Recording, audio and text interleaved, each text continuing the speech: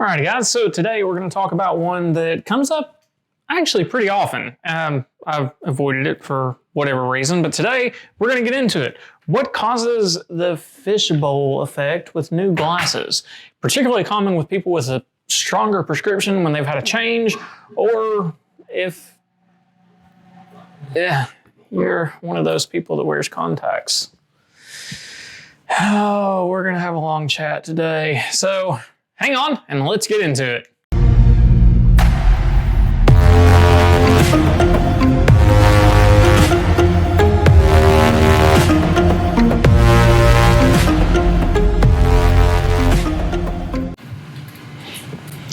So for starters, the fishbowl effect. This is the one that we're off to a great start. Unanimously, everyone is able to describe this. It's basically things are curvy around the glasses. It looks like you're looking into a fishbowl and everything's blown up out to the edges.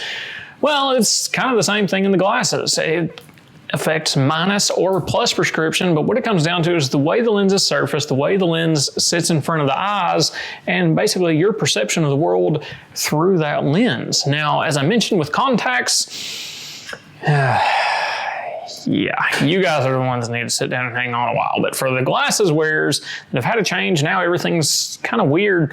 Well, it can come down to the way the lens is surfaced, the actual curvature of the lens, or just really the change in prescription, because it changes the way things are out at the edges of the lenses. It has very little to do with right in front of the eye and has everything to do with everything outside of that.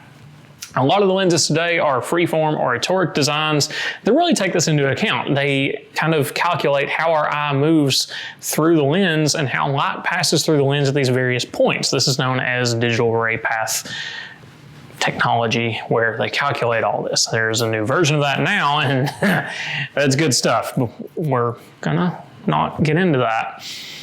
This guy here, I don't know the surfacing algorithm on this one. I'm gonna assume it is a very basic conventional, but it's a high plus lens, and it really demonstrates what I want to talk about very, very easily.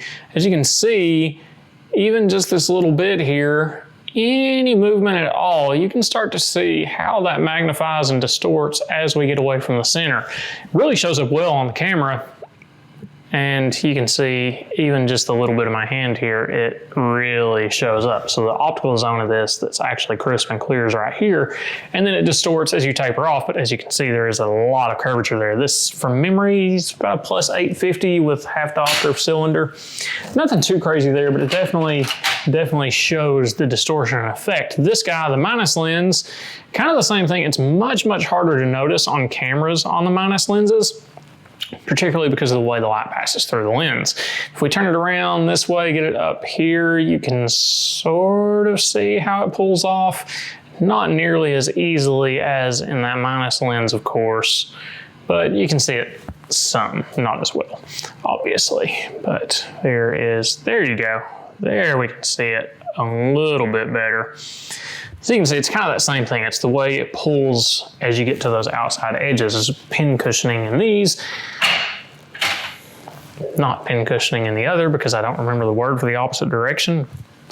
Fried, guys. My brain is fried. This is why you haven't seen me in 3 weeks. Oh, I wish I had a better reason, but that's all it is. Lenses everywhere, and I'm just chunking them around. Now, as I mentioned, the surfacing has something to do with that, because those freeform lenses with the digital ray path technology are going to reduce that distortion as you get away from center, because they know what the eye is doing and how the light is passing through the lens at all of those different points across the lens surface. Sometimes these algorithms don't work for different people. In those cases, they'll still notice that fishbowling. I am back to you contact wearers. You are the worst about it, because you are not used to the way light passes through these lenses when it's farther away from your face and significantly flatter than what those contact lenses are sitting right on the front of the cornea. It's just a different way light passes through different points in the lens, especially if this is your first time wearing a larger frame, something like this, where you've got a lot of area around the eyes that light has to pass through.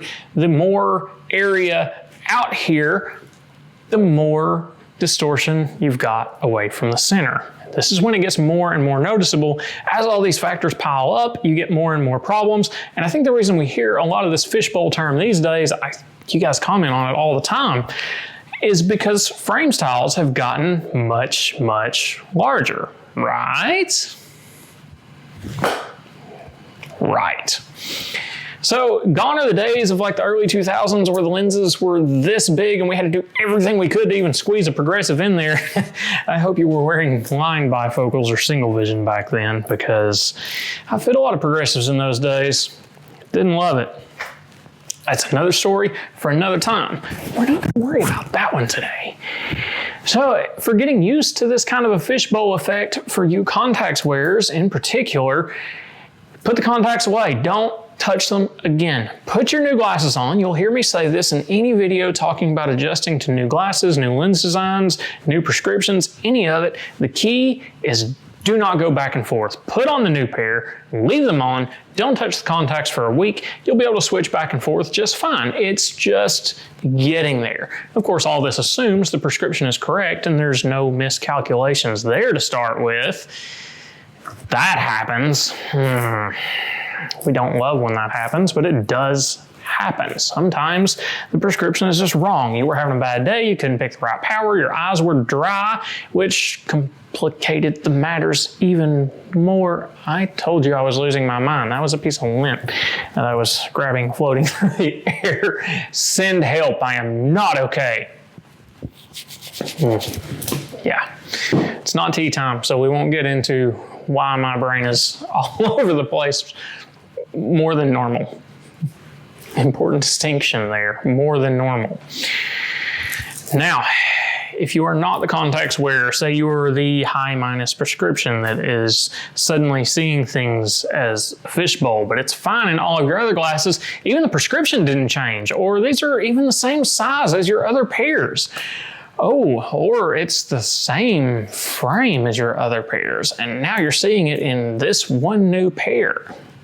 I have had that happen before. It can be any combination of all of these factors I've talked about. The curvature of the lens, even the curvature of the frame can cause this effect. If they're sitting a little bit farther away, steeper wrapped, that's going to increase it, especially if the lens design does not calculate for that. Is that to say you can't wear it or you have to change the lenses in order to be able to? No, not really. You can get used to it. I don't know why you would want to, but you can. Or you can get new lenses and fix all of that. Sometimes these adjustments can be made just in the frame. As I mentioned, if there's a lot of curvature to the front of the frame, if it's sitting really far away from the eyes, invert that process. You want to bring it in really close to the face, reduce the wrap so it is only slightly curved, maybe with the front of the head, so it's more like this. Just slightly arced, not significantly arced. The brain does weird things as light does weird things, and it doesn't like it. So yeah, there's that. Myopes in particular, you guys with a little minus symbol in front of your lens, those are the ones you're typically going to notice this effect the most. For whatever reason, the plus guys, it's not as big of an issue, typically because you don't have as big of a range. The eyes are not going to absorb as much light from the outer edges. You just notice it's fuzzy out here or whatever. Sometimes you'll catch it, sometimes you won't. It's more about comfort of vision than it is actually noticing the true fishbowl effect for the plus prescriptions. Yeah, that's what I've got. So the fishbowl, you shouldn't have to live in one. So there you go. Get used to the new glasses, see if there's some changes that can be made to the fit of the glasses, or see if really maybe it was just a bad lens choice or a bad prescription to begin with. It does happen. So if you can upgrade the lenses, maybe go that route. If the prescription's whack, well, that's the answer to that, isn't it? It answers itself. If the frame is just fitting really wacky, well, that causes all sorts of problems, including this little fishbowl effect problem, and I'm swimming in blue light, so there you go. That's all I've got for today. Let me know if this video helped you or if it just drove you even more mad, which I am so good at doing these days, apparently. Just call me the Mad Glasses or Glacier? Glazier? Call me the Mad Glazier. Instead of that glasses guy, I'm now the Mad Glazier. Yeah, some of you will get that. Some of you will go, what is he talking about? Maybe I'll watch this later and go, what was I talking about? I'll catch you guys next time. Yeah, that's a wrap.